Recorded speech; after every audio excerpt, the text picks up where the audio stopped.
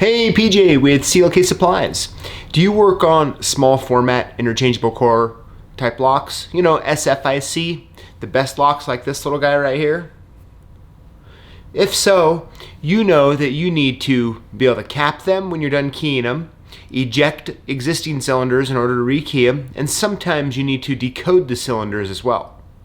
Let me show you a product, the Lab Annex, that does all three of those really well. All right, so once you open up the Annex packaging, you're gonna see three different items in it. You're gonna find this capping, decoding, and ejecting block. You're gonna find the capper, and you're gonna find the injecting pin. All right, now let's just go ahead, and I have a cylinder here. I've already pinned up 2 chambers here, and I've capped, and we'll do these next 2. I've already pinned them up. So we'll go ahead and put them right in here. Now we're gonna put them up so it's face up, all right? And it's gonna be on the side that has the little lab logo, all right? So we're gonna get that put in there just like that. We'll go ahead and take our springs and put them in the chamber 3 and 4. All right, once we do that, we're gonna grab the best caps. Now, I like to put them up here just like that, and then I like to just push them in right here with my fingers. That way, I know that it's going into the right chamber. Sometimes when I start trying to just drop them straight in, I can't really get them. Now, I do want to point out real quick that if you, for some reason, run out of the little best caps, to get out of a pinch, you can use a .030 or .033 universal top pin, all right? So let's go ahead and get that in there. Now we're going to take this capping pin here. We'll get it put in just like that. Oop, popped out on me here. Let me hold it. Now, you do want to use a rubber mallet. I know some may or not be using like a little hammer like this.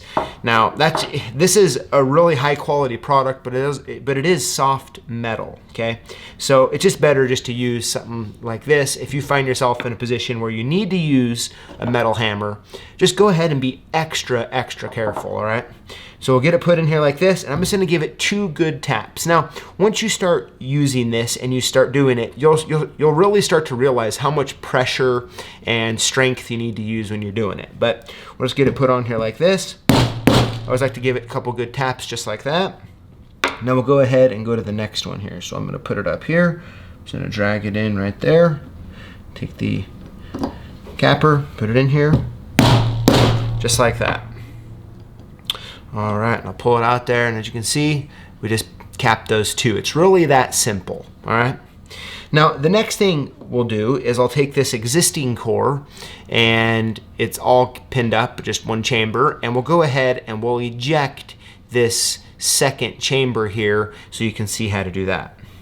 Is what you're gonna wanna do is you wanna take your IC core like this, and you wanna flip it upside down, all right? These are the little ejecting pinholes that we're going to be taking our ejector tool and putting them down in the jig and essentially pushing out all of the pins, all right?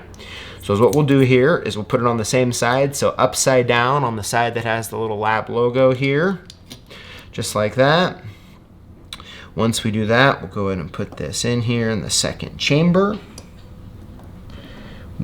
Now, when you get going here, you're gonna have to try to kind of find the whole piece a little bit, just like that.